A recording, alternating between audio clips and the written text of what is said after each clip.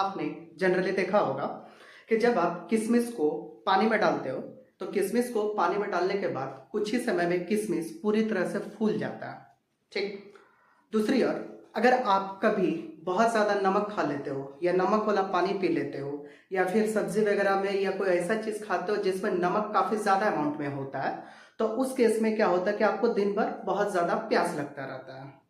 तो आपने कभी इसके बारे में यह चीज़ सोचा कि आखिर ये ऐसा क्यों हो रहा है? हम नमक खा रहे हैं या बहुत ज़्यादा नमक खा लिए तो उस दिन हमको बहुत ज़्यादा प्यास क्यों लग रहा है? तो ये सारे सवालों का जवाब आज हमारे टॉपिक ऑस्मोसिस में छुपा हुआ है। नमस्कार दोस्तों, मैं संस्कार गुप्ता इस केमिस्ट्री वाला यूट्यूब प्लेटफॉर्म पे आप लोगों का स्वागत करता हूं। हम लोग कोलिगेटिव प्रॉपर्टी के बारे में पढ़ रहे थे। आज हमारा लास्ट जो कोलिगेटिव प्रॉपर्टी है वो है हमारा ऑस्मोसिस। तो सबसे पहली बात कि ऑस्मोसिस का मतलब क्या होता है, ये सारे को क्लियर होना चाहिए। तो ऑस्मोसिस का मतलब आपको बोर्ड पे लिखा हुआ, उसको बहुत अच्छे से आपको समझा देते हैं। याद रखना, आपसे एग्जाम में बहुत बार पूछा गया define osmosis, define osmotic pressure, define SPM, semi permeable membrane, ये सारे क्वेश्चंस का जवाब आज के क्लास में आपको मिल जाएगा। ठीक है, तो चलो स्टार्ट करते हैं। ऑस्मोसिस का मतलब क्या बोले? The spontaneous flow of solvent molecule from pure solvent to solution. देखो यहाँ पर दो सेंटेंस लिखा हुआ है, क्या कि the spontaneous flow of solvent molecule from pure solvent to solution. मतलब क्या जी, सॉल्वेंट मॉलिक्यूल का खुद से प्योर सॉल्वेंट से सॉल्यूशन की ओर बढ़ना या फिर लोअर कॉन्सेंट्रेशन से हायर कॉन्सेंट्रेशन की तरफ जाना एसपीएम के द्वारा, इसी को हम लोग ऑस्मोसिस के नाम से जानते हैं। ठीक। अगर मान लो कि आपको समझने में दिक्कत हुआ डेफिनेशन, तो यहाँ तीन फिगर बना है, तीनों फिगर के बारे में आपको डीपली एक्सप्लेन करते हैं। आपको पूरा का पूरा जो डेफिनेशन है बहुत अच्छे से समझ में आ जाएगा। ठीक है, देखो यहाँ पे हम यहाँ पर क्या बोले, स्पॉन्टेनियस फ्लो। स्पॉन्टेनियस फ्लो करने का मतलब क्या हुआ? जो खुद ब खुद एक जगह से दूसरी जगह जाता है। जैसे हवा के बारे में हम बात करते हैं, तो जो हवा होता है फूंक मारे ये हवा पूरा का पूरा एटमॉस्फेयर में ऑटोमेटिकली जाकर के मिल गया, उसको और किसी का हेल्प नहीं लगा। तो स्पॉन्टेनियस कहने का मतलब क्या हो गया? जो खुद से एक जगह से दूसरे जगह जा सकता है या जो खुद से होता है। ठीक है, the spontaneous flow of solvent molecule. देखो सॉल्यूशन जब पढ़ रहे थे तो हम लोग क्या जाने थे कि सॉल्यूशन में सर सॉल्यूट होता है, सॉल्वेंट होता है, सॉल्यूट सॉल्वेंट मिलता है तब जाकर के सॉल्यूशन का फॉर्मेशन होता है। तो हम यहाँ पर सॉल्यूट का फ्लो का बात नहीं कर रहे हैं, हम बात कर रहे हैं सॉल्वेंट के फ्लो का। जो सॉल्वेंट का फ्लो का, हम सॉल्वेंट मॉलिक्यूल का जो फ्लो बात कर रहे हैं वो किधर बात कर रहे हैं? Pure solvent to solution. मतलब क्या चीज हुआ कि जैसे मान लो कि यहाँ पर मेरे पास ये मेरा हो गया फिगर नंबर ए, ये हो गया फिगर नंबर बी, ये हो गया मेरा फिगर नंबर सी। तो फिगर नंबर बी में देखो, जैसे यहाँ पर मेरे पास कोई एक कंटेनर है। ठीक है, ये मेरा कोई एक कंटेनर है। इस कंटेनर में क्या है कि ये स्टार्टिंग में जो पानी का लेवल था वो यहाँ तक था और यहाँ पर इसका पानी का लेवल यहाँ पर था। हम एक कंपार्टमेंट में सॉल्वेंट यानी कि खाली पानी भर करके रखे हैं, जबकि दूसरे कंपार्टमेंट में सॉल्यूट और सॉल्वेंट दोनों मिला करके रखे हैं। ठीक है, तब जाके सॉल्यूशन हुआ। आप कुछ समय के बाद देखोगे कि जो आपका स्टार्टिंग में जो ये पानी का लेवल जो यहाँ ऊपर तक था, ये देखो जो यहाँ पे डॉट डॉट लाइन से दिखा है, जो यहाँ पानी का जो लेवल था जो ऊपर तक था वो धीरे धीरे पानी का लेवल नीचे तक आने लगा। ये सॉलिड लाइन बता रहा है कि कुछ समय के बाद यहाँ पानी का लेवल आ चुका है, जबकि इनिशियली यहाँ ऊपर तक था। बात आया कि सर ये पानी का मॉलिक्यूल कहाँ गया? तो ये पानी का मॉलिक्यूल एसपीएम से होता हुआ, एसपीएम क्या होता है इसके बाद आपको समझा देंगे, सेमी परमिएबल मेम्ब्रेन कहते हैं। ये एसपीएम से होता हुआ पानी का मॉलिक्यूल सॉल्वेंट से सॉल्यूशन की ओर चला गया। ये जो पानी था ये आपका सॉल्वेंट से सॉल्यूशन की ओर गया। सीधी सी बात है कि सर यहाँ पर पानी का लेवल कम होते चला जाएगा, यहाँ वाले कंपार्टमेंट में पानी का लेवल बढ़ते चला जाएगा। कैसे? Through the course of SPM. तो यहाँ पर आप केवल पानी को टंकी में भर करके रखे थे, दोनों कंपार्टमेंट में आप यहाँ पर सॉल्वेंट लिए थे, यहाँ सॉल्यूशन लिए थे, ऑटोमेटिक पानी इधर से इधर जाने लगा, आप कुछ नहीं किए। तो ये हो गया spontaneous process. Solvent molecule pure solvent से सॉल्यूशन की तरफ चला गया, जिसे एक साइड का लेवल घट गया, एक साइड का लेवल बढ़ गया। तो याद रखना, प्योर सॉल्वेंट से सॉल्यूशन होना चाहिए या फिर लोअर कॉन्सेंट्रेशन से हायर कॉन्सेंट्रेशन की तरफ। अब इसमें भी कंफ्यूजन होता है कि sir low concentration to high बोले थे कि हाई कॉन्सेंट्रेशन टू लो बोले थे। तो लो टू हाई था या हाई टू लो था, उसको याद करने का सीधा सा तरीका हम बता देते हैं जो हम जनरली याद करते हैं। हम लोग जब पढ़ते हैं तो लोअर क्लास से हायर क्लास की ओर जा रहे हैं, लोअर क्लास से हायर क्लास की ओर जा रहे हैं, तो लो क्लास से हाई क्लास की ओर जा रहे हैं। तो वही चीज याद रखना कि सर सॉल्वेंट कब जाएगा, लो कॉन्सेंट्रेशन से हाई कॉन्सेंट्रेशन की तरफ through the course of SPM. तो यहाँ देखो, जैसे अगर हम यहाँ पर बात कर लेते हैं, क्या ये मेरा फिगर नंबर सी में ले लो, दो को सोल्यूशन लिए हुए, एक हो गया सोल्यूशन 1, एक हो गया सोल्यूशन 2। ठीक है, मान लो ना कि नमक पानी का घोल है, अगर उतना दिमाग नहीं चलता है तो एक लाइन में मान लो कि नमक पानी का घोल है।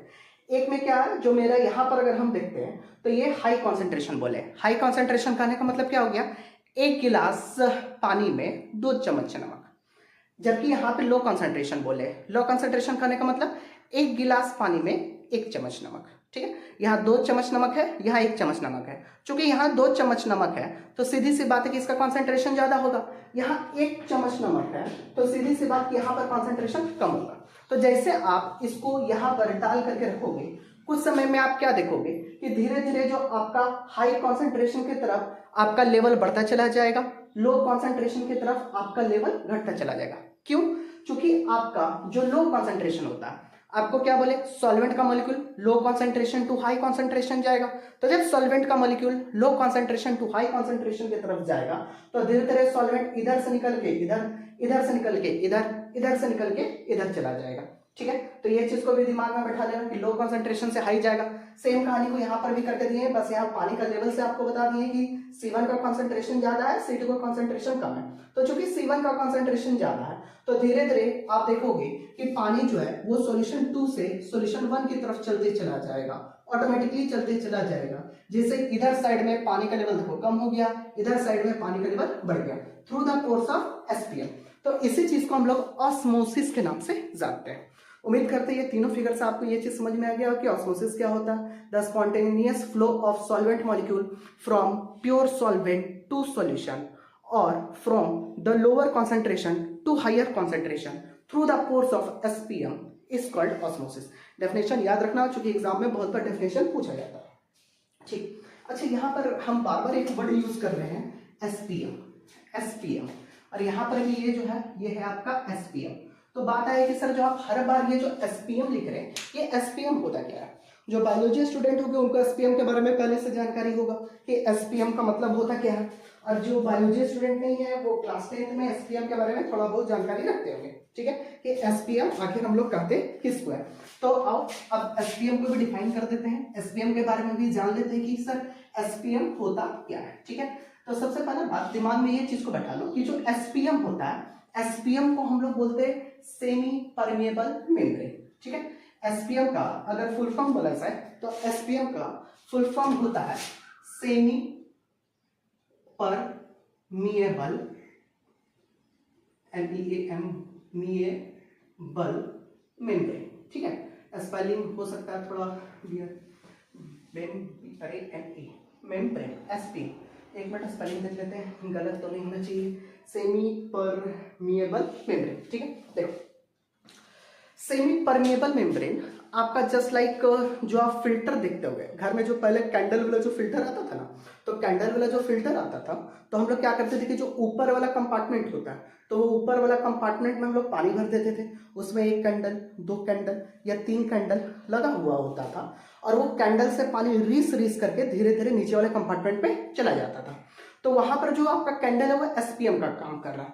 अच्छा, आप उस कैंडल को याद करो ना, आप वहां पर गौर करोगे तो जब आप मान लोगे सुबह के टाइम पे जो पानी भर करके रखे, तो अगर हम सुबह के टाइम पे पानी भर करके रखते हैं तो ऊपर वाले कंपार्टमेंट में सीधा सीधा बहुत सारा पानी रहता है, पर जब हम शाम तक देखते हैं तो ऊपर वाले कंपार्टमेंट से पानी नीचे आ जाता है, पर जो गंदगी होता है वो ऊपर वाले कंपार्टमेंट में ही जमा होकर के रह जाता है।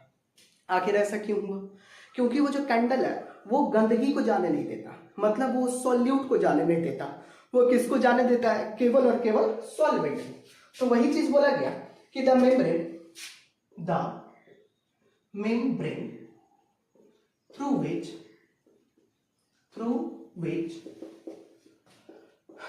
Solvent molecules can pass, but solute molecules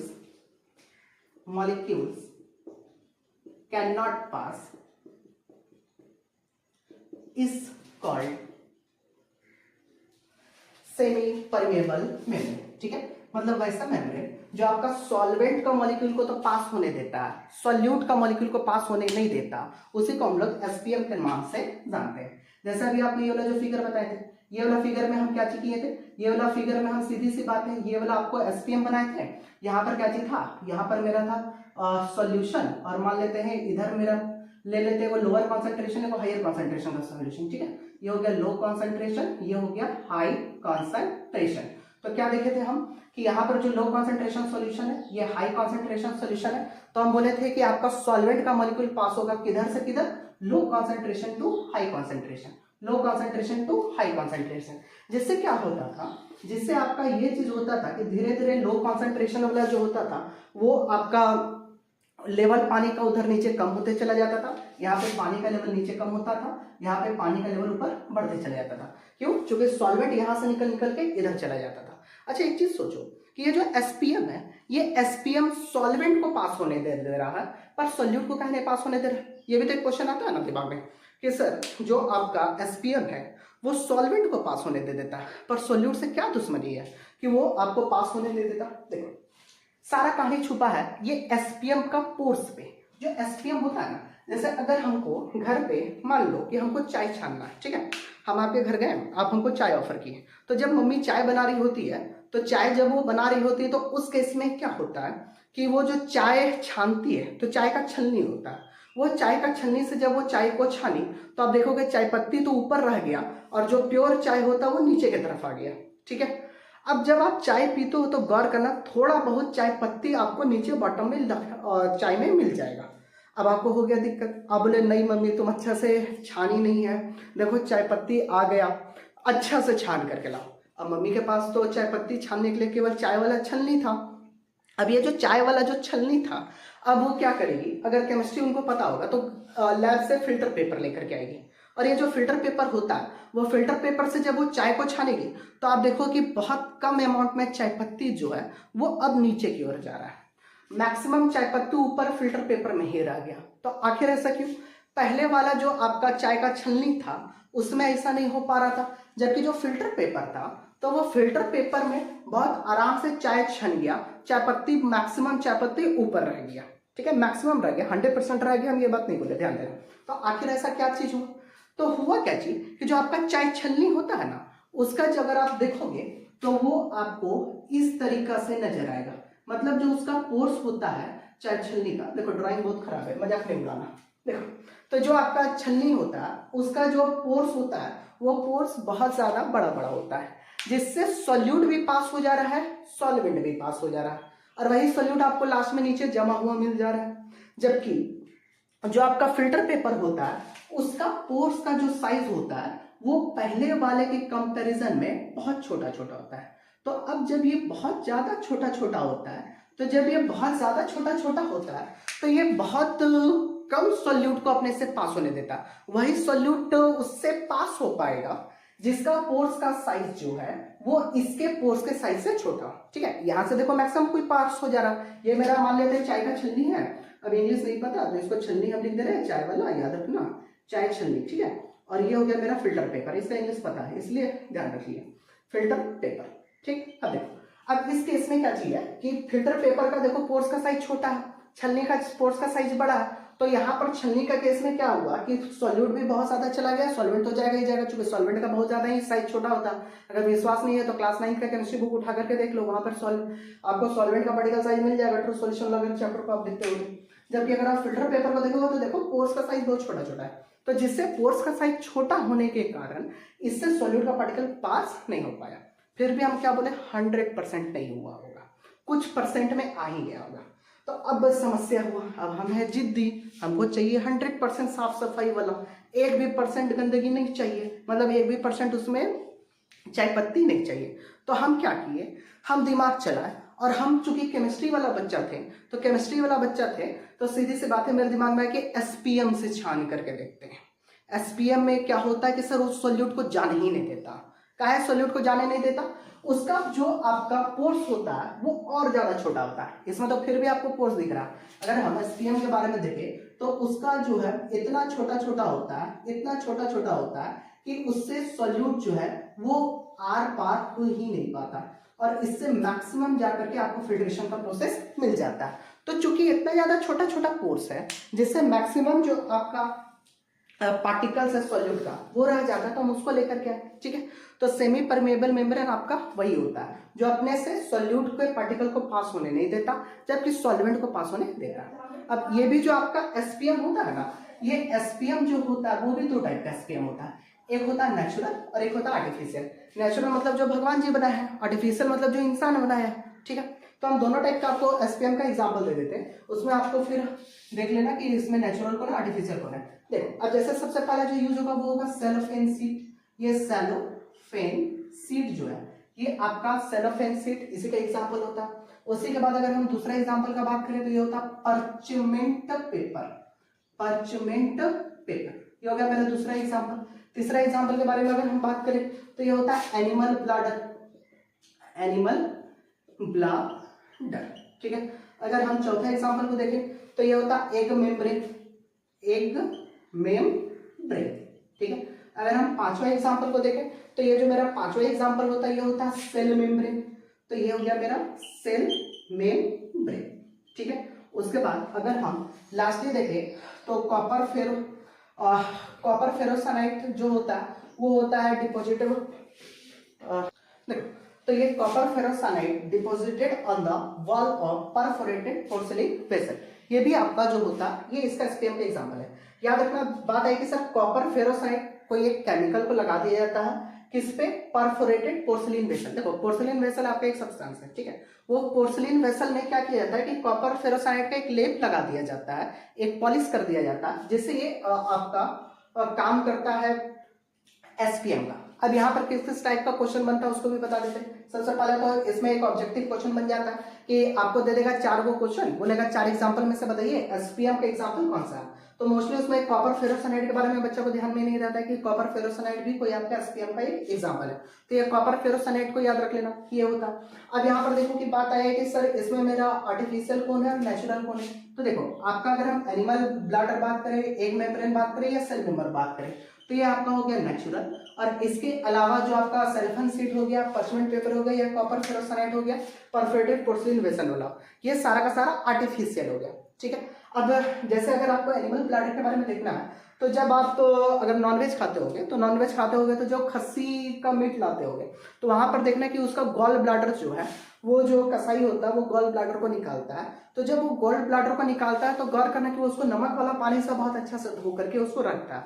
नमक वाला पानी से बहुत अच्छे से धो करके रखता है ताकि उसका एक तो जम्स सारा मर जाए, क्योंकि ब्लैडर है तो सीधी सी बात है उसमें जम्स रहेगा। जब वो उसमें पानी भर के रखता है ना तो गौर करके देख लेना कि उससे बहुत धीमा रफ्तार से, बहुत स्लो प्रोसेस से जो है पानी धीरे धीरे ड्रॉप बाय ड्रॉप बाहर निकलता है। क्यों? क्योंकि सर वो ओरिजिनल है। ओरिजिनल कहने का मतलब कि एनिमल ब्लैडर हो गया, एग मेम्ब्रेन हो गया, सेल मेम्ब्रेन हो गया, ये सारा का सारा जो है ये आपका ओरिजिनल है। ओरिजिनल है मतलब कि ये बहुत अच्छा एसपीएम का काम करता है। अब हम लोग जैसा शाकाहारी इंसान के लिए दिक्कत वाला बात हो गया कि सर अब एनिमल ब्लैडर हो जाए, चाहे एग मेम्ब्रेन हो जाए, चाहे सेल मेम्ब्रेन हो जाए, ये सारा हम लोग को पसंद नहीं आएगा, क्योंकि हम लोग मांस मच्छी पे विश्वास करते नहीं है। तो जब मांस मच्छी पे विश्वास नहीं करते हैं तो हम लोग के लिए क्या किया गया कि आर्टिफिशियल भी बना दी साइंटिस्ट लोग, वो सेल्फन सीड बना दिया, पर्चमेंट पेपर बना दिया, कॉपर फेरोसाइनाइड वाला बना दिया। तो ये सारा का इस्तेमाल हम लोग जो है एसपीएम पे कर सकते हैं। सॉल्वेंट को पास होने देगा, सोल्यूट को पास होने कभी नहीं देगा, ठीक है। तो ये चीज को भी अच्छे से ध्यान में रख लेना। तो अब तक मैं आपको 2 टर्म कंप्लीट करा दी, एक की सर ऑस्मोसिस क्या होता है, दूसरा की सर एसपीएम क्या होता है। अब मेरा जो नेक्स्ट टर्म है ये है मेरा ऑस्मोटिक प्रेशर, ठीक है। अब देखो ऑस्मोटिक प्रेशर का भी डेफिनेशन को याद रखना, क्योंकि ऑस्मोटिक प्रेशर भी आपका यूज होगा। फिर इस ऑस्मोटिक प्रेशर पे न्यूमेरिकल भी बनता है, फिर इस पे बहुत सारा काम भी करना है। आज का क्लास सबसे ज्यादा लंबा जाएगा। क्यों लंबा जाएगा? क्योंकि इसमें सिर्फ बहुत सारा टर्म पढ़ना रहता है और बहुत सारे इसमें न्यूमेरिकल बनता है। तो सारा कोई को कोशिश करता है एक वीडियो में कंप्लीट करा लेने का। अगर कंप्लीट हो जाता है तो बढ़िया बात है, तो 2 वीडियो ले लेंगे, ठीक है। अब मेरा है क्या, ऑस्मोटिक प्रेशर। ऑस्मोटिक प्रेशर, ठीक है। देखो ऑस्मोटिक प्रेशर कहने का मतलब क्या चाहिए, सिंपल से दिमाग चला लो, डेफिनेशन तो सही मिल जाएगा। ऑस्मोटिक प्रेशर मतलब वह प्रेशर जिसको देने से ऑस्मोसिस रुक जाए, वैसा प्रेशर जिसको देने से ऑस्मोसिस रुक जाता है उसको हम लोग ऑस्मोटिक प्रेशर के नाम से जानते हैं, ठीक है। तो अगर इसको हम एक एग्जाम्पल से समझाएं तो एग्जाम्पल से पहले बता देते, एक पहले अच्छा सा ड्राइंग बना लेते। और ड्राइंग बनाने के लिए फिर वही कहानी कि ऑफ करके अच्छा से बनाते हैं, नहीं तो फिर अच्छा लगेगा नहीं, मजाक उड़ाओगे। हाँ, 15 मिनट की कड़ी मेहनत के बाद बन गया एक अच्छा सा ड्राइंग। ठीक, देखो अब यहाँ पर हम लोग बात कर रहे थे ऑस्मोटिक प्रेशर के बारे में। ऑस्मोटिक प्रेशर क्या होता है? देखो क्या बोले कि वैसा प्रेशर जिसको देने से आपका ऑस्मोसिस रुक जाए, उसको ऑस्मोटिक प्रेशर कहते हैं। अभी ऑस्मोसिस के बारे में क्या बोले थे कि सर प्योर सॉल्वेंट से सॉल्यूशन की ओर जाएगा, प्योर सॉल्वेंट से सॉल्यूशन की ओर जाएगा। ऑस्मोसिस का मतलब ये था ना कि सर प्योर सॉल्वेंट से सॉल्यूशन की ओर अगर आपका सॉल्वेंट का मॉलिक्यूल पास आउट हो रहा है तो उसको ऑस्मोसिस कहते हैं। अब ये मस्त शांति से अपना चल रहा था, प्योर सॉल्वेंट से सॉल्यूशन, प्योर सॉल्वेंट से सॉल्यूशन, प्योर सॉल्वेंट से सॉल्यूशन।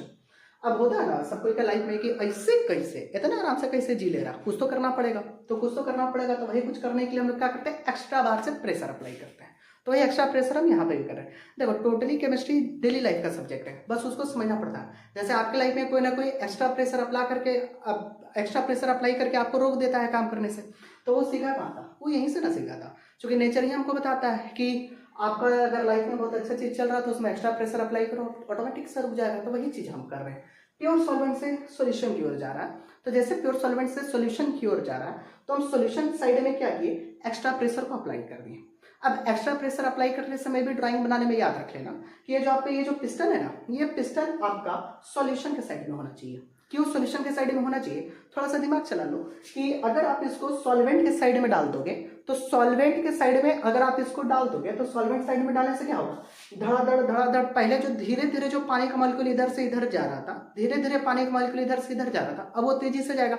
हमको तो ऑस्मोसिस रोकना है ना, ऑस्मोसिस को फास्ट तो करना नहीं है कि हम इधर पिस्टन लगाएंगे। तो हम किधर पिस्टन लगाए, सॉल्यूशन के साइड। क्यों सॉल्यूशन के साइड लगाए, इसलिए सॉल्यूशन के साइड लगाए क्योंकि हमको ऑस्मोसिस रोकना है। अब बात आई कि सर कितना प्रेशर अप्लाई करना होगा कि ऑस्मोसिस रुक जाए।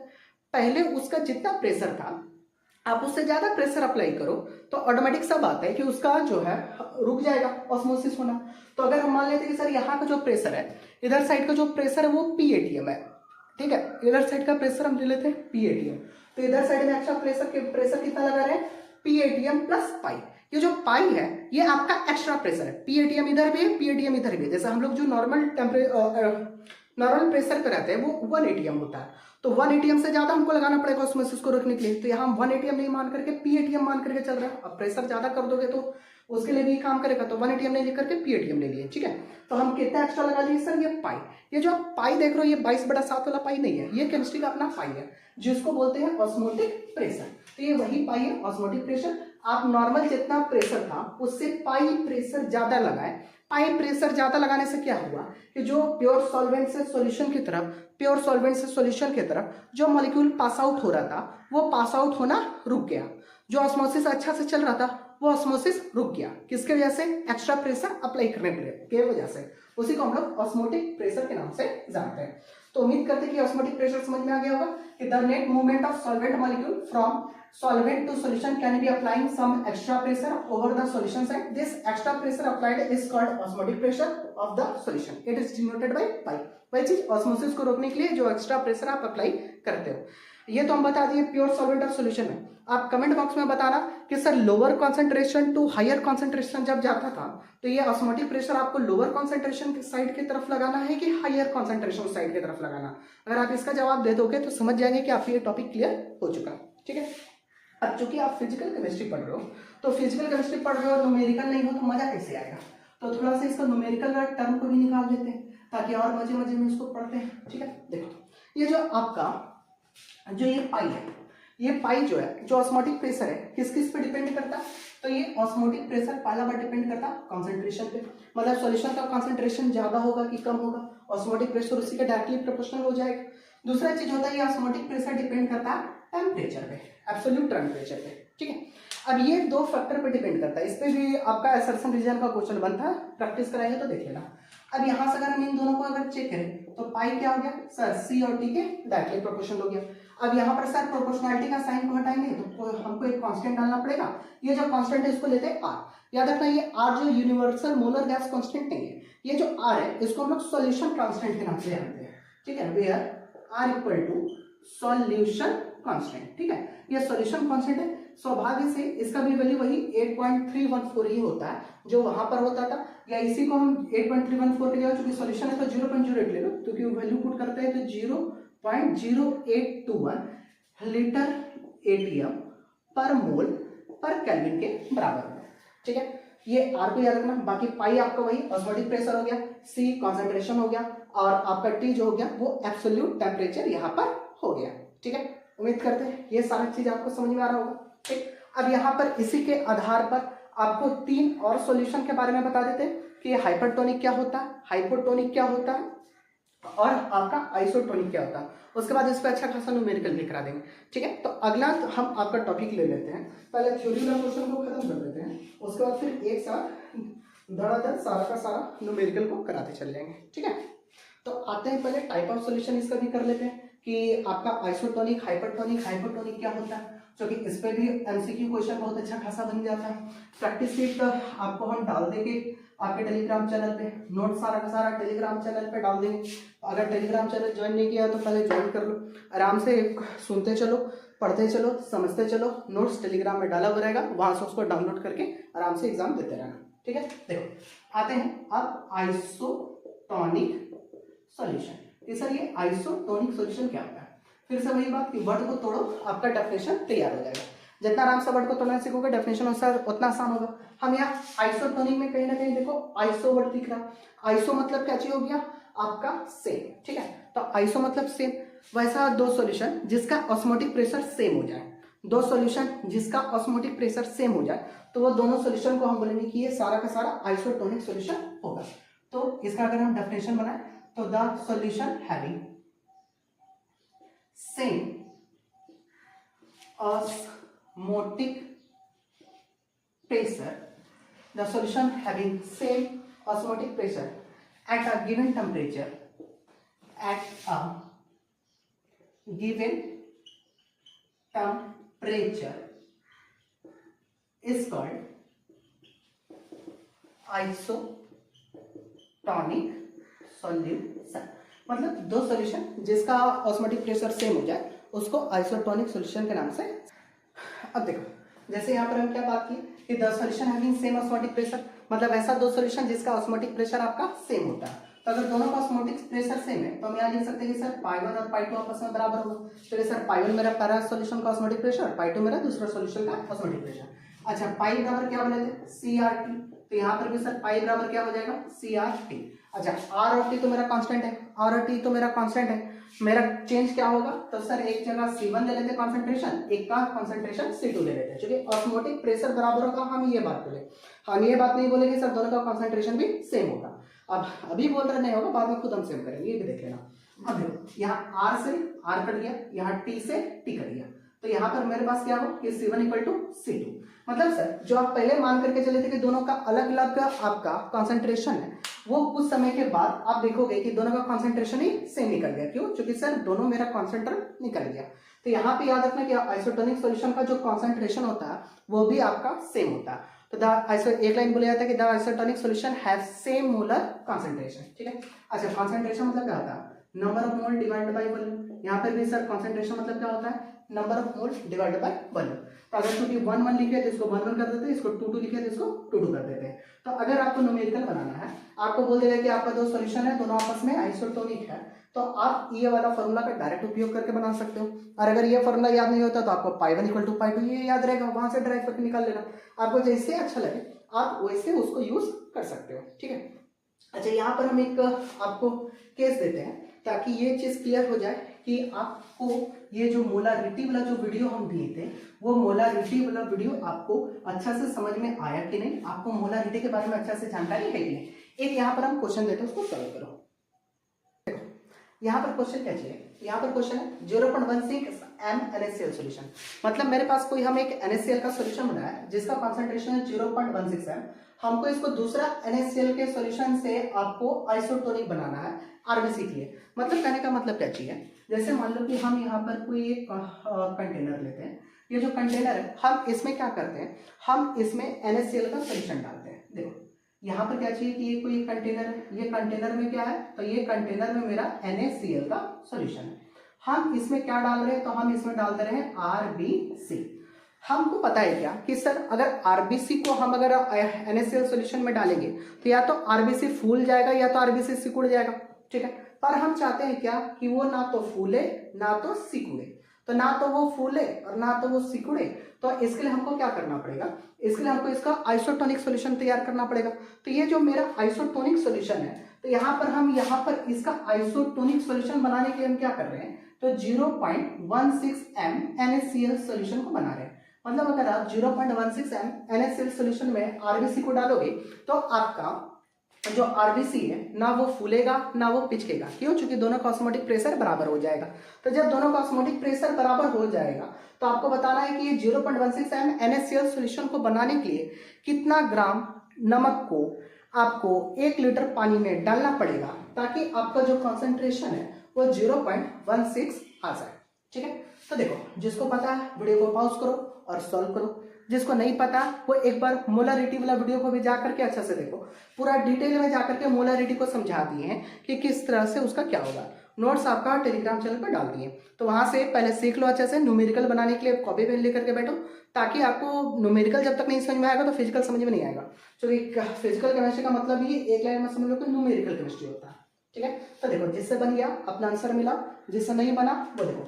हमको मोलरिटी के बारे में क्या बताया था, WB/MB Guna 1000 by volume in millilitre. ठीक है, अब यहाँ पर देखो मोलरिटी का कॉन्सेंट्रेशन हम मोलरिटी कितना दिए 0.16, तो यहाँ पर कर दिया 0.16। हमको सर सॉल्यूट का वेट नहीं पता कि कितना ग्राम नमक मिलाना है, तो इसको WB लेते हैं। अच्छा, नमक का मोलर मास तो पता है कितना है 58.5 into 1000 by volume in millilitre. Volume आपको मिलीलीटर में लेना, तो मिलीलीटर में लेना है तो हम यहाँ 100 ml को मान करके चल रहे हैं कि 100 ml सॉल्यूशन में हम इसको बनाते हैं। ठीक है, अब इसको सॉल्व कर लो। ये 0 से 0 कटा, ये 0 से 0 कटा। अब इतना को तुम अगर इसका गुना भागा करना स्टार्ट करोगे तो गुना भागा कर करोगे तो यहाँ पर जो वेट ऑफ सोल्यूट आएगा, ये आपका वेट ऑफ सोल्यूट आएगा 0.93 ग्राम। तो मतलब क्या, अगर आप 0.93 ग्राम नमक को 100 ml पानी में डालोगे तो जो आपका कॉन्सेंट्रेशन बनेगा नमक का वो होगा 0.16 m। और ये 0.16 m सॉल्यूशन में आरबीसी को डालोगे तो आपका जो आरबीसी है ना तो वो फूलेगा ना तो वो पिचकेगा। ठीक है, तो उम्मीद करते हैं ये लाइन आपको समझ में आ गया होगा। ठीक, तो ये आइसोटोनिक सॉल्यूशन में इतना काफी है, इससे ज्यादा आपको नहीं पढ़ना है। अब आइसोटोनिक सॉल्यूशन के बाद अब एक अगला टॉपिक आते हैं, तो वो होता है मेरा हाइपरटोनिक सॉल्यूशन। तो एक हाइपरटोनिक है, एक हाइपोटोनिक है। वर्ड को तोड़ो, डेफिनेशन तैयार हो जाएगा, और डेफिनेशन तैयार हो जाएगा तो आपको दिक्कत नहीं होगा। ठीक है, तो हम यहाँ पर वर्ड यूज कर रहे हैं हाइपरटोनिक सॉल्यूशन। देखो हाइपरटोनिक को आप हाइपरटेंशन से याद रख सकते हो। हाइपरटेंशन मतलब क्या होता है, एक लिमिट से अगर ज्यादा टेंशन हो जाए तो उसको हम लोग हाइपरटेंशन के नाम से जानते हैं। अब हाइपरटेंशन में आपको पता है कि दिमाग का नस वगैरह फटने लगता है, बहुत ज्यादा प्रॉब्लम होता है, चिड़चिड़ापन हो जाता है। तो वही हाइपरटोनिक का हम बात कर रहे हैं। हाइपरटोनिक मतलब क्या, कि जो आपका सॉल्यूशन का ऑस्मोटिक प्रेशर है वो आपका दिया हुआ सॉल्यूशन के ऑस्मोटिक प्रेशर से ज्यादा हो जाए। ठीक है, तो the solution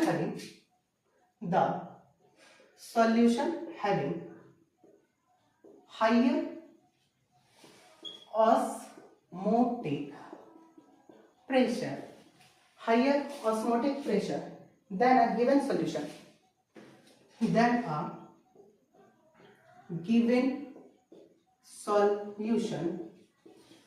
is called hypertonic solution। मतलब दिया हुआ सॉल्यूशन से अगर ज्यादा आपका सॉल्यूशन का ऑस्मोटिक प्रेशर हो जाए तो उसको हम लोग हाइपरटोनिक सॉल्यूशन के नाम से जानते हैं। अब ये जो हाइपरटोनिक सॉल्यूशन है, तो हाइपरटोनिक सॉल्यूशन में दिया हुआ से ज्यादा जाए तो π1 इज ग्रेटर देन π2 हो जाएगा। याद रखना, वहां पर π1 इज इक्वल टू π2 बोले थे, यहाँ पर चूंकि आपका हाइपरटोनिक है तो हाइपरटोनिक आने का मतलब कि जो आपका π1 का जो वैल्यू है वो π2 से ज्यादा हो जाएगा। ठीक, अब यहाँ पर भी वही एग्जाम्पल को ले लो, आरबीसी वाला एग्जाम्पल में हम वहां पर आरबीसी वाला एग्जाम्पल में क्या कहते हैं, हम आरबीसी वाला एग्जाम्पल में हम सीधी सी बात है कि 0.16 m लिए थे, तो 0.16 m लिए थे तो उस केस में मेरा जो आरबीसी है वो मेरा ना तो फूला था ना तो सिकुड़ा था। इस बार हम उसका कॉन्सेंट्रेशन को चेंज कर देते हैं। इस बार उसका कॉन्सेंट्रेशन को अगर चेंज कर देंगे तो मेरा आरबीसी जो है वो चेंज होना स्टार्ट। तो अगर इसका हमको हाइपरटोनिक बनाना है तो यहाँ पर 1 m NaCl solution is hypertonic is hypertonic medium with respect to fluid of RBC। मतलब कहने का क्या हुआ, मतलब कहने का ये हुआ कि जो ये मेरा मान लो कि नमक वाला जो सोल्यूशन था, तो इस नमक वाले सोल्यूशन में अगर हम इस RBC को डालते हैं, ठीक है, और ये जो मेरा NaCl का अगर हम 1m NaCl सोल्यूशन लेते हैं, तो हम क्या पढ़े थे, हम ये चीज को पढ़े थे कि मेरा अगर जो मेरा सॉल्वेंट का मॉलिक्यूल होता है वो low concentration to high concentration move करता है, तो अगर आप 1m सॉल्यूशन में इस RBC को डालोगे तो बाहर का कॉन्सेंट्रेशन जो होता है वो बाहर का कॉन्सेंट्रेशन ज्यादा है, RBC के अंदर का कॉन्सेंट्रेशन कम है, तो RBC के अंदर का कॉन्सेंट्रेशन कम होने के कारण जो आपका RBC है वो सिकुड़ जाएगा, ठीक है, क्यों, ड्यू टू इस प्रोसेस को बोलते हैं एक्सोऑस्मोसिस। तो यहां पर बोला गया क्या, when RBC is added to 1m NaCl solution, its size decreases due to एक्सोऑस्मोसिस। मतलब एक्सोऑस्मोसिस प्रोसेस के वजह से इसका जो साइज है, इसका साइज जो है वो आपका डिक्रीज कर जाएगा, ठीक है। इसी RBC में अभी हम नमक वाला सॉल्यूशन में RBC को डाले थे, वो नहीं पिचका था, सेम रह गया था। इसी RBC में हम क्या कर रहे हैं, इसी RBC को हम 1m NaCl में डालते हैं, तो पता चल रहा है कि सर RBC पचक जा रहा है। अब फिर से अभी हम एक अगला केस लेंगे जहां पर RBC फूल जाएगा, मतलब नमक भी वही है, सॉरी RBC वही है, नमक का सॉल्यूशन भी वही है, बस नमक का सॉल्यूशन का अगर कॉन्सेंट्रेशन चेंज कर देते हैं तो कभी वो फूल जाता है, कभी वो सिकुड़ जाता है, कभी उसमें कुछ नहीं होता है। जैसा जैसा आप सॉल्यूशन लीजिएगा वैसा वैसा टर्म होगा, कभी वो आइसोटोनिक होगा, कभी वो हाइपरटोनिक होगा, कभी वो हाइपोटोनिक होगा, ठीक है। तो उम्मीद करते हैं कि ये आइसोटोनिक और हाइपरटोनिक आपको अच्छा से समझ में आ गया होगा। अगर ये आपको आइसोटोनिक और हाइपरटोनिक अच्छा से समझ में आ गया तो अब एक लास्ट टर्म इसका पढ़ लेते हैं जिसको हम लोग बोलते हैं हाइपोटोनिक, ठीक है। तो ये हाइपोटोनिक वाला को भी अच्छा से समझ लो कि ये हाइपोटोनिक सॉल्यूशन जो है, ये आपका हाइपोटोनिक सॉल्यूशन होता क्या है। देखो, कभी भी अगर आपको हाइपो वर्ड दिख जाए, हाइपोटोनिक सॉल्यूशन, तो ये हाइपो वर्ड हमको बताता है कि जो मेरा सॉल्यूशन है उस सॉल्यूशन का जो मेरा ऑस्मोटिक प्रेशर है वो पहले वाले के कंपैरिजन में उसका ऑस्मोटिक प्रेशर जो है वो आपका कम है। हाइपर में ज्यादा बोले, हाइपो में कम बोल रहे हैं, आइसो में सेम बोले, तो ऐसे ही याद रखना। आइसो मतलब सेम ऑस्मोटिक प्रेशर, हाइपर मतलब ज्यादा ऑस्मोटिक प्रेशर, हाइपो मतलब कम ऑस्मोटिक प्रेशर, ठीक है। तो the solution having lower osmotic pressure than a given solution, than a given solution is called hypotonic solution, ठीक है। अब चूंकि इसका लोअर ऑस्मोटिक प्रेशर है तो यहां पर हम क्या करते हैं, सर यहां जो मेरा π1 होगा वो π2 से छोटा होगा, तो ये चीज को भी याद रखना कि सर हाइपोटोनिक में मेरा जो π1 है वो π2 से छोटा। अब इसका अगर हम एग्जांपल लें तो इसका एग्जांपल क्या हो जाएगा, इसका एग्जांपल हो जाएगा 0.01%, ठीक है, ध्यान रखना। अभी आप परसेंटेज में करते रहे, weight by volume NaCl solution is hypotonic with respect to fluid of RBC। मतलब कहने का क्या हुआ, मतलब कहने का ये हुआ कि अगर हम सेम इसी RBC को, याद रखना, सेम हम इसी RBC को हम अगर 0.01% NaCl सॉल्यूशन में डालेंगे तो ये जो आपका NaCl सॉल्यूशन है इसका कॉन्सेंट्रेशन कम है, RBC का अंदर का कॉन्सेंट्रेशन ज्यादा है, तो धीरे धीरे जो आपका NaCl में जो पानी का अमाउंट है वो RBC के अंदर जाएगा और RBC का जो मॉलिक्यूल है वो फूलना स्टार्ट हो जाएगा। तो यहां पर वही चीज बोला जाता है, if RBC is added to 0.01% NaCl solution, its size increases due to इंडोऑस्मोसिस।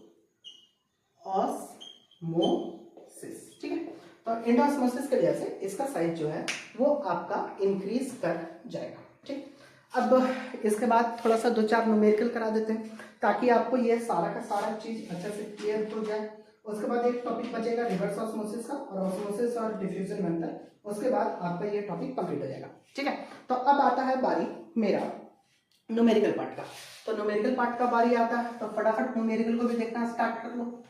याद रखना कि न्यूमेरिकल तभी सॉल्व होगा जब साथ में कॉपी और पेन होगा।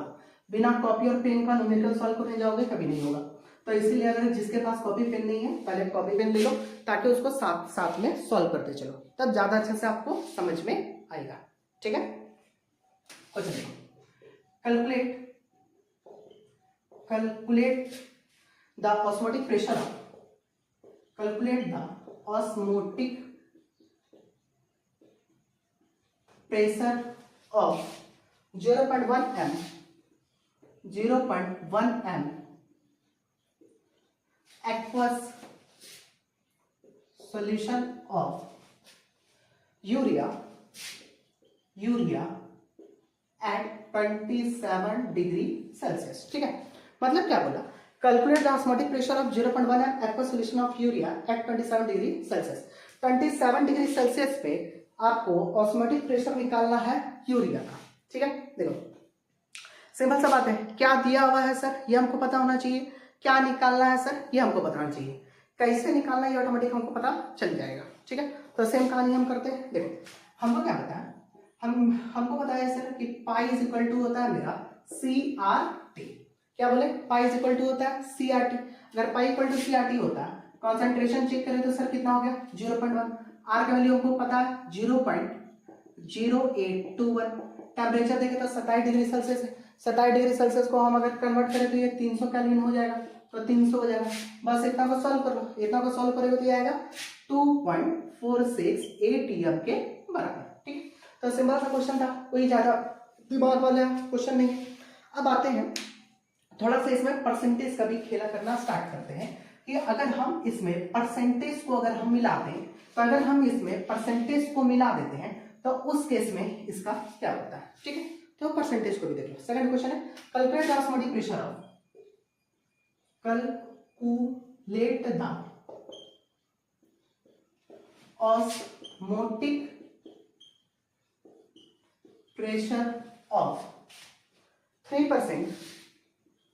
3% W/V aqueous solution of urea, aqueous solution of urea at 0 degree Celsius, at 0 degree Celsius. देखो अब की बार क्या है, अब की बार हम इसमें सिंपल से एक काम किए, हम बस इसमें क्या कर रहे हैं कि हम यहाँ परसेंटेज का चक्कर डाल रहे हैं। परसेंटेज करने का मतलब क्या हो गया कि वही जो आपका परसेंटेज कंपोजिशन में बताए थे, अगर परसेंटेज कंपोजिशन को नहीं देखा तो पहले परसेंटेज कंपोजिशन का जाकर के वीडियो को अच्छा से देखो, तब जाकर के क्लियर हो पाएगा कि इसका क्वेश्चन क्या कर रहा है। देखो हम आते हैं क्या, 3% W/V aqueous solution of urea means 3 gram of urea is present in 100 ml of solution। मतलब अगर 3 ग्राम यूरिया को 100% सोल्यूशन में डाल दे तो मेरा जो सोल्यूशन बनेगा उसका कॉन्सेंट्रेशन हो जाएगा 3%। अब यहाँ देखो मेरे पास फॉर्मूला क्या था, फॉर्मूला था पाई बराबर होता है CRT। ठीक है, अब ये जो पाई का C का मतलब क्या बोले थे, कॉन्सेंट्रेशन। कॉन्सेंट्रेशन का मतलब क्या चाहिए होता था, number of mole divided by volume R into T। अच्छा एक चीज देखो, यहाँ पर हमको क्या है कि सर जो नंबर ऑफ मोल है, ये नंबर ऑफ मोल को डिवाइड कर तोड़ देते हैं किसमें, वेट और मोलर मास में, और ये भी को यहाँ भेज देते हैं, तो पाई भी इज इक्वल टू क्या हो जाएगा, पाई भी बराबर हो जाएगा नंबर ऑफ मोल को वेट बाई मोलर मास में तोड़े R into T। अब देखो जो जो टर्म दिया है वो टर्म को वो पुट कर दो। मेरे पास पाई का निकालना है तो पाई कर दी। पाई क्या चीज है, वॉल्यूम क्या चीज था सर, वॉल्यूम मेरे पास था यहाँ पे 100 ml। तो यहाँ पर जो मेरा 100 ml है उस ml को लीटर में कन्वर्ट कर लेते हैं। क्यों? क्योंकि मेरा R का वैल्यू जो होता है उसका यूनिट होता है 0.081 लीटर एटीएम पर मोल पर केल्विन। तो याद रखना कि लीटर में R का वैल्यू है, तो हमको भी R को लीटर में कन्वर्ट करना होगा। तो वॉल्यूम को जो मेरा मिलीलीटर में है इसको हम 1000 से डिवाइड करके लीटर में कन्वर्ट कर दिए। ठीक है, उसके बाद हम आते हैं वेट ऑफ सोल्यूट पे। तो सर वेट ऑफ सोल्यूट कितना है, तो वेट ऑफ सोल्यूट है 3। मोलर मास पे बात करें तो अगर हम मोलर मास को लेते हैं तो जो मेरा मोलर मास है वो मोलर मास कितना जाएगा, तो सर 58.5। आर का वैल्यू 0.0821 और टेम्परेचर को अगर देखें तो 0 डिग्री सेल्सियस है। तो 0 डिग्री सेल्सियस का का मतलब कितना होता है, तो 273। तो यहाँ पर हम सिंपली पुट कर देते हैं 273। अब इतना को अगर सॉल्व करोगे तो पाई का वैल्यू निकल जाएगा। अगर हम यहाँ पर पाई को सॉल्व करें तो पाई का जो मेरा वैल्यू होता है, ठीक है, ये दिख नहीं रहा, यहाँ पर इसको कर दो 0.0821। ठीक है, पाई का अगर हम वैल्यू यहाँ चेक करें तो सॉल्व करना आ जाएगा 11.280 m। मतलब इस टाइप का जो सॉल्यूशन है उसका ऑस्मोटिक प्रेशर होगा 11.2। देखो यहाँ पे आते हैं, मेरा क्वेश्चन क्या है, A 5% cane sugar solution is isotonic with 0.877 urea solution। ध्यान रखिए यहाँ पे आइसोटोनिक वर्ड यूज किया, तो आइसोटोनिक वर्ड यूज किया। आइसोटोनिक पे न्यूमेरिकल बहुत देता है एग्जाम में, अगर आप देखोगे तो आइसोटोनिक पे न्यूमेरिकल ज्यादा देता है, इसलिए एक क्वेश्चन जो है आइसोटोनिक वाला को भी ले लिए। ठीक है, क्या बोला कि आपका 5% केन सुगर जो है, केन सुगर का सोल्यूशन आइसोटोनिक है 0.877 यूरिया सोल्यूशन के। तो सबसे पहली बात हमको इसका मतलब समझ में आना चाहिए। तो यहाँ पे इसका मतलब करते हैं 5% W/B can sugar means 5 gram of urea is dissolved in 100 ml of solution।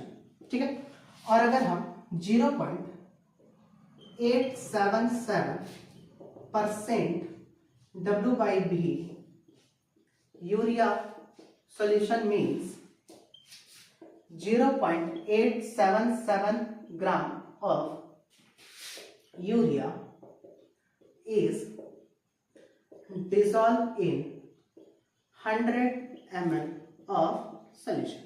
दोनों चीज लिखे। ठीक है, अब चूंकि यहाँ आइसोटोनिक बोला था तो आइसोटोनिक मतलब क्या था सर, पाई 1 इक्वल टू हो जाएगा मेरा पाई 2। पाई 1 पाई 2 मतलब क्या पता था कि सर C1RT और इधर से हो गया सर C2RT। RT काटे तो C1/C2 मतलब सर N1/V1 और यहाँ हो गया सर N2/V2। क्योंकि दोनों में 100 ml सोल्यूशन है। देखो यहाँ पर भी 100 ml है, यहाँ पर भी 100 ml है, तो दोनों का वॉल्यूम सेम है, तो दोनों का वॉल्यूम भी काट दिए।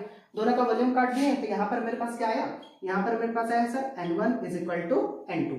अब इसी N1 = N2 को हम सॉल्व कर लेते हैं। N1 का मतलब क्या बोले थे, वेट बाई मोलर मास। यहाँ पर भी हो गया sir weight by molar mass. चलो वेट पे ध्यान देते हैं। वेट पे देखें तो पहला वाला अगर सोल्यूशन को देखें तो सर 5 ग्राम है। ठीक है, 5 ग्राम किसका है, तो सर केन शुगर का। तो वेट अगर ले ले तो 5 ग्राम केन शुगर का बोले तो 342 होता है, याद रख लेना। ठीक है, अब यहाँ पर सर W2 हमको देखना है, तो W2 कितना है सर 0.877। तो ये हो गया सर 0.877। M2 ही तो हमको निकालना था, calculate the molar mass of urea. Urea का मोलर मास कितना होता है, तो यहाँ इसको x मान लो, सॉल्व करना, x का वैल्यू आएगा 60 ग्राम पर मोल। ठीक है, अब यहाँ पे एक खासियत बताते हैं, अगर एग्जाम में इस टाइप का क्वेश्चन आया मोलर मास निकालने के लिए, आपको नहीं पता कि सर इसका मोलर मास क्या होगा, खाली मत छोड़ना, एक लाइन में लिखना कि सर यूरिया है, मोलर मास 60 होता है। क्योंकि बहुत बार यूरिया से रिलेटेड अब तक में पूरा का पूरा क्वालिटेटिव प्रॉपर्टी में क्वेश्चन करवा चुके हैं, तो कुछ नहीं बुझाएगा। थोड़ा सा बढ़िया है कि दिमाग में अगर याद आए कि सर यूरिया का मोलर मास 60 होता है, तो साबित करो चाहे नहीं करो 60 तो ये भी आएगा। तो 60 ग्राम पर मोल छोड़ने से बढ़िया लिख देना। ठीक है, अब लास्ट टॉपिक पे चल जाते हैं। मेरा लास्ट टॉपिक है रिवर्स ऑस्मोसिस। उसके बाद रिवर्स ऑस्मोसिस और डिफ्यूजन में क्या अंतर है। अच्छा एक काम करो, पहले ऑस्मोसिस और डिफ्यूजन का अंतर ही बता देते हैं कि ऑस्मोसिस और डिफ्यूजन में क्या अंतर है। क्योंकि ऑस्मोसिस अभी पढ़ रहे हैं क्लास 12 में, क्लास 9th में डिफ्यूजन पढ़े थे। डिफ्यूजन में भी सर इंटरमिक्सिंग का कुछ बात किए थे, और यहाँ ऑस्मोसिस में भी कुछ इंटरमिक्सिंग का बात कर रहे हैं। तो आखिर दोनों में कुछ तो अंतर होगा ना, तो क्या अंतर है उसको देख लेते हैं। फिर लास्ट टॉपिक रहा रिवर्स ऑस्मोसिस, फिर ये कॉलिगेटिव प्रॉपर्टी पूरा खत्म हो जाएगा। इसके बाद फिर वन टॉप फैक्टर पे चले जाएंगे। ठीक है, तो अगर यहाँ तक समझ में आ रहा है, यहाँ तक आया, तो पहले जाके वीडियो को लाइक करो, क्योंकि बहुत मेहनत लगता है कंटेंट को बनाने में, ठीक है। तो पहले जाके वीडियो को लाइक करो और ज़्यादा से ज़्यादा दोस्तों को शेयर करो, ताकि इसी हिसाब से पूरा का पूरा चैप्टर फ्री ऑफ कॉस्ट आपको सिखा देंगे, कहीं कोई दिक्कत नहीं होगा, ना आपको न्यूमेरिकल से डर लगेगा, ना आपको थ्योरी से लगेगा, ना आपको एग्जाम में आने वाले क्वेश्चन से डर लगेगा। अगर वीडियो समझ में नहीं आए तो एक बार की जगह 2 बार देखो। 1x में नहीं मजा आ रहा है तो 2x में देखो, ऐसा मेरा स्पीड को 2x का रहता है तो 2x में मत देखना, 4x हो जाएगा, ठीक है। तो आते हैं difference between osmosis and diffusion. ये जो मेरा ऑस्मोसिस होता है, ये ऑस्मोसिस में और मेरा जो डिफ्यूजन होता है, ये डिफ्यूजन में क्या अंतर है, ठीक है। ऑस्मोसिस और डिफ्यूजन में अंतर आते हैं, क्योंकि ये सर क्लास 12th में ऑस्मोसिस पढ़ लिए, डिफ्यूजन आपको क्लास 9th में केमिस्ट्री में आपको बताया गया था, ठीक है।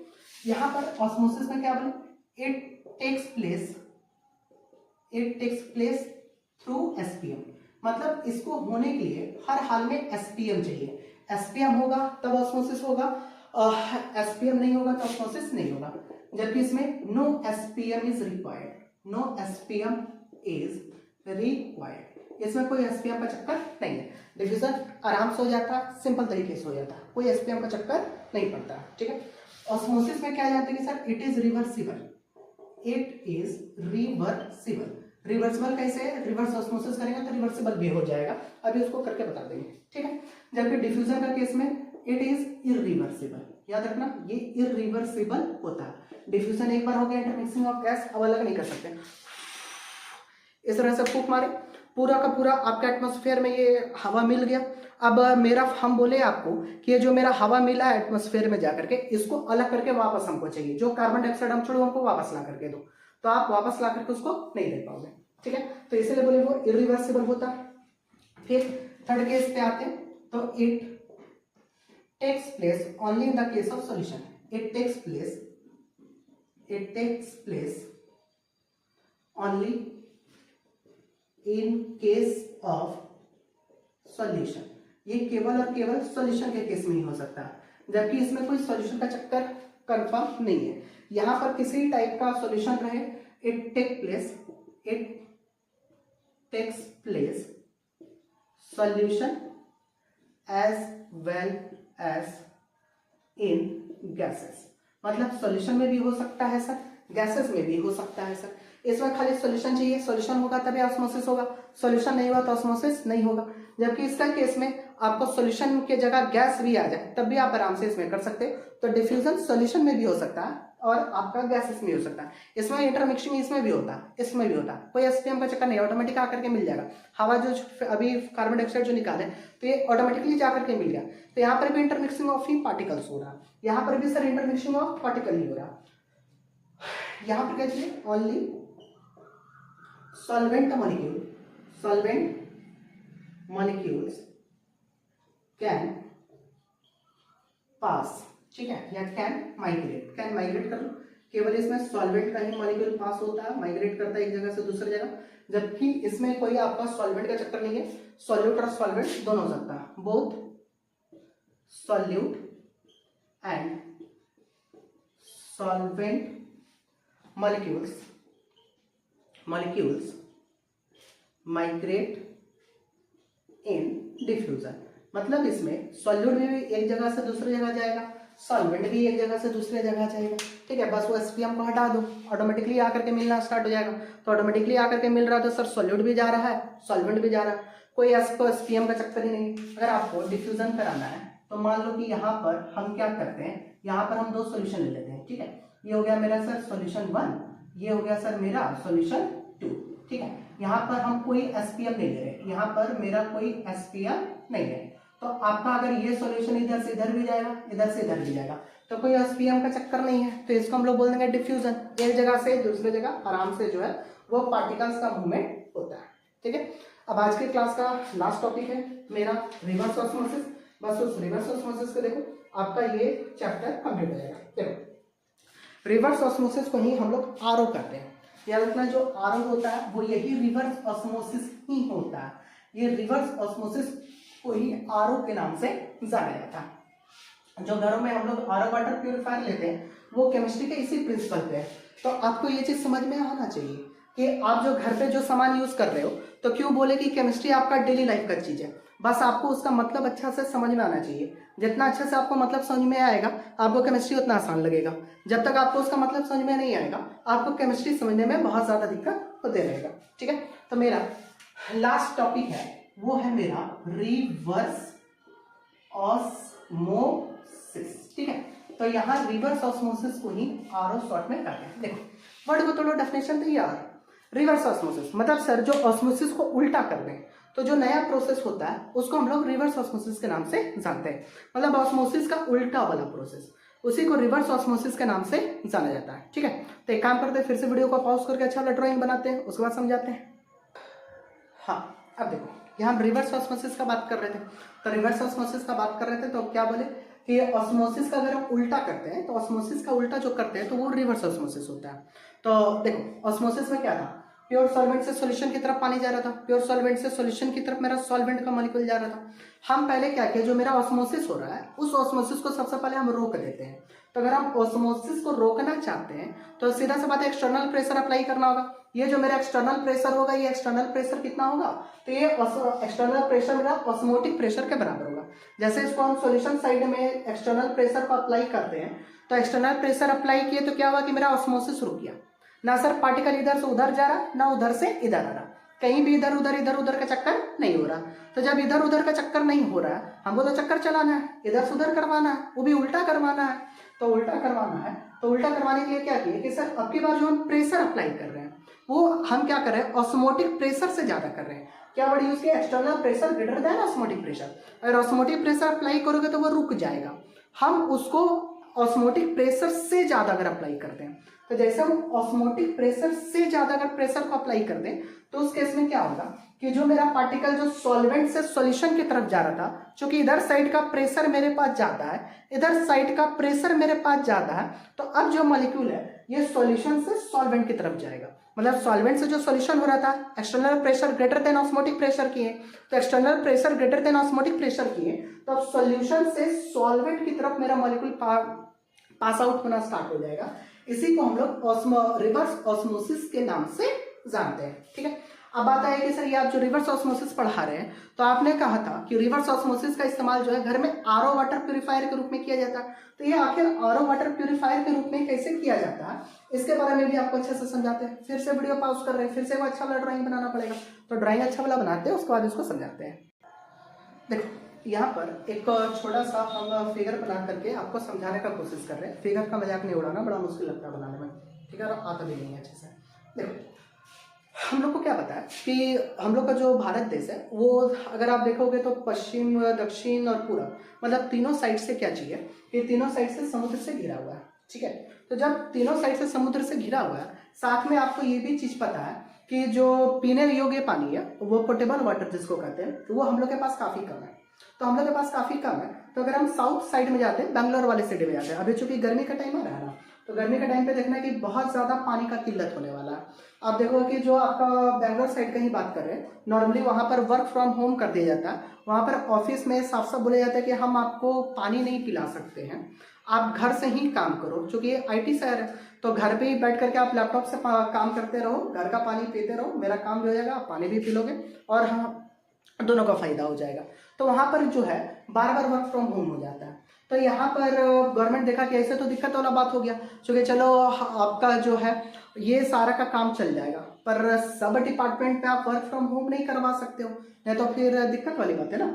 तो उस केस में गवर्नमेंट बुद्धि लगाए और जो साइंटिस्ट लोग को बोला कि आप क्यों ना, हम लोग के पास इतना ज्यादा पानी है, तो जब हम लोग के पास इतना ज्यादा पानी है तो हम क्यों ना समुद्र का पानी को पीने योग्य पानी में कन्वर्ट करवा दें।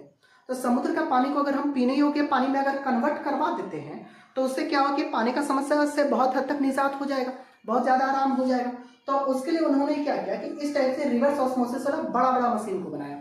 अब ये बड़ा बड़ा जो मशीन है वो किस प्रकार से काम करता है उसके बारे में भी देख लेते हैं। बोला जाता है क्या कि अगर आप मशीन का एक टर्मिनल पे देखोगे ना, तो घर पर भी आप देखोगे क्या कि घर पे क्या होता है कि जो हम मान लो कि आप को घर पर लेकर के आते हैं, तो एक साइड से आप पानी का कनेक्शन उस पर डालते हो ताकि वो जो पानी है वो एक कनेक्शन से आता है। अब देखो हम यहाँ पर वही पानी को यहाँ पर हम डाल रहे हैं, जैसे हम यहाँ पर पानी को डाल रहे हैं तो ये जो पानी जो अंदर जाता है ना, तो यहाँ पर ये बड़ा से एक SPM उसके पास लगा हुआ रहता है। ये एसपीएम में क्या होता है कि ये एसपीएम में पानी धीरे धीरे अंदर की ओर जाता रहता है।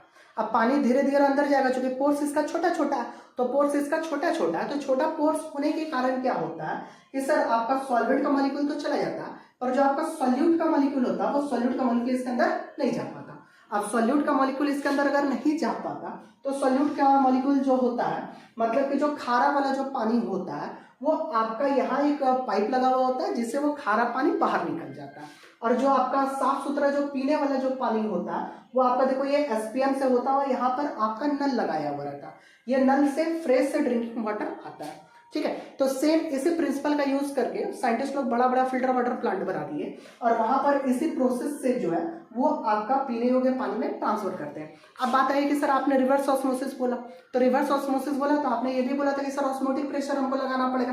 तो यहाँ पर कहाँ आप ऑस्मोटिक प्रेशर दिखा रहे हैं? देखो ऑस्मोटिक प्रेशर कैसे होता है उसको ही बताते हैं। आप देखोगे क्या कि आपका ऑस्मोटिक प्रेशर के लिए क्या किया जाता है कि आपका वो बिजली के बोर्ड से वो कनेक्ट किया हुआ रहता है। इसके अंदर एक मोटर भी रहता है, जो कि उतना अच्छा हमको ड्राइंग आता नहीं है, तो उतना अच्छा ड्राइंग आता नहीं तो हम बता नहीं पाए।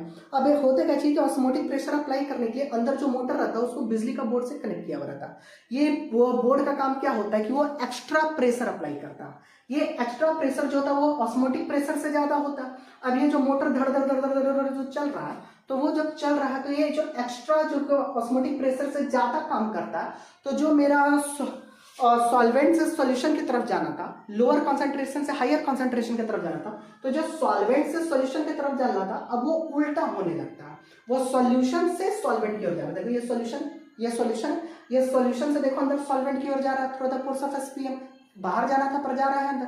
तो ये एक्स्ट्रा प्रेशर ऑस्मोटिक प्रेशर से ज्यादा डाले तब जाकर के ऑस्मोसिस नहीं होकर के रिवर्स हुआ। इसी को रिवर्स ऑस्मोसिस को आरओ वाटर प्यूरिफायर के नाम से आप लोग को बेचा जाता है और इस तरह से पूरा का पूरा जो ड्रिंकिंग वाटर जो है हम लोग को मिलता है, ठीक है।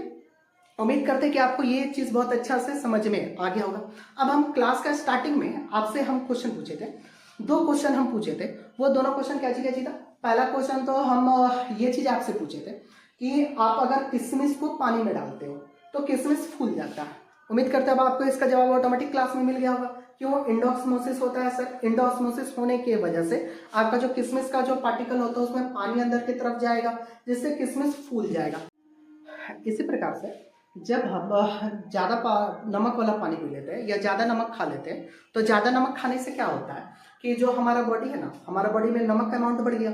तो नमक का अमाउंट बढ़ने की वजह से क्या होता है कि जो आपका सेल्स होता है, तो सेल्स के अंदर जो पानी होता है वो पानी बाहर निकलना स्टार्ट करता है। क्यों? चूंकि आरबीसी लॉ कंसेप्ट बता दिए थे कि अगर बाहर का कॉन्सेंट्रेशन ज्यादा होगा, अंदर का कॉन्सेंट्रेशन कम होगा, तो सीधी सी बात है कि low concentration to high concentration होगा। तो low concentration to high concentration होने की वजह से बाहर नमक का अमाउंट है, चूंकि आप जो पानी में जो आप खाना खाए जिसमें नमक ज्यादा था, तो सेल से पानी बाहर निकलना स्टार्ट हुआ। सेल से पानी बाहर निकलना स्टार्ट हुआ, वो पानी हमारा शरीर के अंदर चला गया। सेल में तो पानी बचा नहीं। अब हुआ क्या चीज कि सर सेल के पास पानी का दिक्कत होने लगा। अब सेल के पास अगर पानी का दिक्कत होने लगा तो सीधी सी बात है कि वो पानी का डिमांड करेगा बॉडी से कि हम अपना पानी आपको दे दिया, अब आप हमको पानी का आपूर्ति करो। तो इसी की वजह से जो है बार बार हम लोग को प्यास लगता रहता है, ठीक है। तो उम्मीद करते हैं कि आपको पूरा का पूरा क्लास बहुत अच्छे से समझ में आ गया होगा। अगर पूरा अच्छे से आपको समझ में आ गया तो चैनल को लाइक करो, दोस्तों के साथ शेयर करो, सब्सक्राइब करो और कमेंट बॉक्स में जरूर बताओ कि आपको कौन सा पार्ट वीडियो का बहुत अच्छा लगा, ताकि इसी टाइप से आपको रेगुलर रूप से वीडियो मिलता रहे, ठीक है। धन्यवाद। बाकी डिटेल्स नोट्स आपको टेलीग्राम पे डाल देंगे, वहां से जाकर के कर लेना। न्यूमेरिकल क्वेश्चन पे टेलीग्राम पे दे देंगे, वहां से जाकर प्रैक्टिस कर लेना, ठीक है।